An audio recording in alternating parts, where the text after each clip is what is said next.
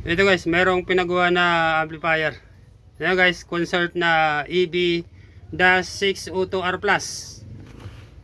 Yung wala siyang selector dito sa harap. Na iba to guys sa EB502E. 502B na klase ng concert. Ito nga, yan ang ito selector sa ano to, auxiliary input. Yan, may Bluetooth ng klase ito ng concert. Ang issue nito guys, yung hindi gumagana yung kabilang channel, pero yung isang channel gumagana, kailang naka full volume. Papalitan natin to guys. Then pagkatapos niyan, susubukan natin to kung gumagana pa yung kanyang ano, itong mga bass and treble niya. Ito yung laman nito guys, ito. Yan nga, kagaya lang ito guys ng 502B na original, 502C. Halos para-parehas ang board nito.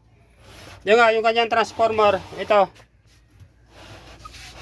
Halos para-parehas yan eh, yan o. Kita ba? 37037B. Kaya lang, mayroon akong hindi type dito sa model na ito ng concert. Ito yung kanyang likod. Yan guys, meron namang super bass. Meron naman siyang, ito nga, center and surround. Ito yung kanyang amplifier. Ito guys, ang hindi ko type dito sa amplifier na ito. Ito yung kabitan ng kanyang speaker, dalawa lang. May time kasi na nasisira ito guys. Ito. Minsan kasi pag malawag ang kabit natin ng speaker, nalulusaw ito. Paano kung sira? Wala ka ng extra. Kailangan talaga palitan itong kabitan ng speaker. Ito guys, gagawin muna natin to. Yung maraming ginaya ng kalawang kasi dito sa loob. Yan, ito putol-putol na rin yung mga pyesa dito. Yan. Tapos yung takip nito, yan. Pipinturahan natin to guys, yan. Para kahit paano matutuwa naman tong mayari. Gagawin ko muna guys, then testing natin kung napagana na siya. Dito na tayo guys. Power on.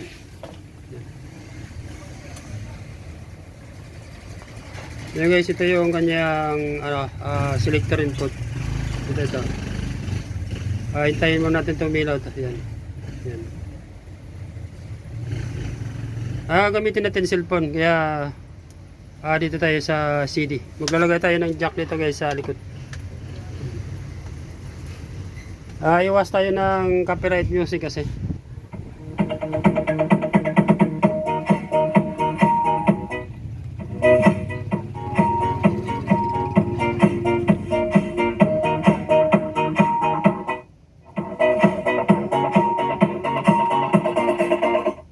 Medyo okay naman siya. I-try natin itong kanyang mic.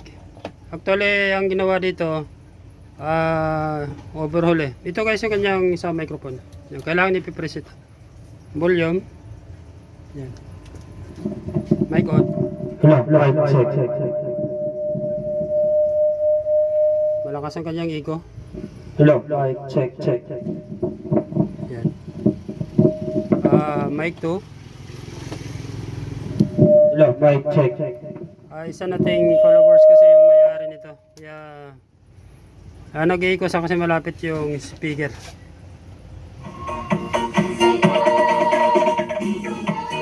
Ito guys yung kabilang speaker niya. Ito.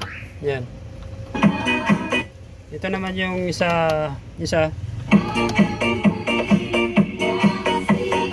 Kaya tuwa na to yung may-ari na gumana na itong ano. Pati itong takip nito guys. Itong takip niya. Yan. Pinturahan ko pa.